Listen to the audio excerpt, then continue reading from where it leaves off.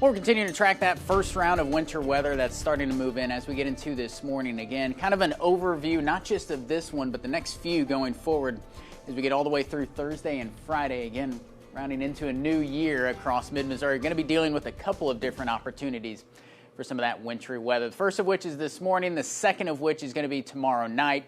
And then we got another one that's got a lot of questions with it here as we get Thursday night into Friday morning. So looks like it's going to be a New Year's Eve night and then into New Year's Day morning. But latest on a feature track, again, we'll tackle the first one that's going to be headed our direction as we get into the next couple of hours. We'll see some of that moisture starting to move back into some of our northwestern counties. Again, this is where I'm thinking we're going to start to see some problems developing. But you notice it's coloring it as a little bit of snow. Again, that's because it has our temperatures all the way back into those upper 20s. I think we're going to be dealing with more of a wintry mix, and I'm a little more afraid of some freezing rain trying to mix in with that here as we get into the next couple of hours. Again, the late morning, early afternoon hours, and again, some of our northwestern counties, I would almost plan on some slippery conditions up that direction. Most of us are going to be okay, as light as this is going to be for the rest of the viewing area. But again, watch out for some of those northwestern counties as we get into the early afternoon hours. Later afternoon, early evening hours, again, we'll see some of that moisture kind of cut off, at least give us a bit of a break as we get into about 5 and 6 o'clock later on tonight. That buys us enough time to get back above freezing.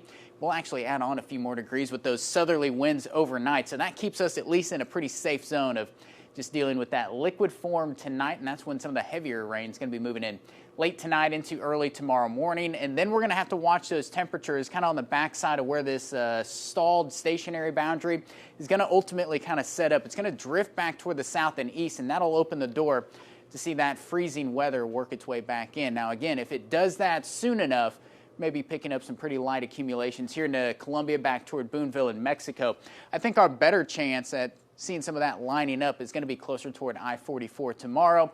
I'm still not expecting a whole lot of accumulations, but it's something that we're going to be track going forward here around mid-Missouri. And then it should start to scoot off toward the south and east as that frontal boundary continues to drift that direction by Thursday.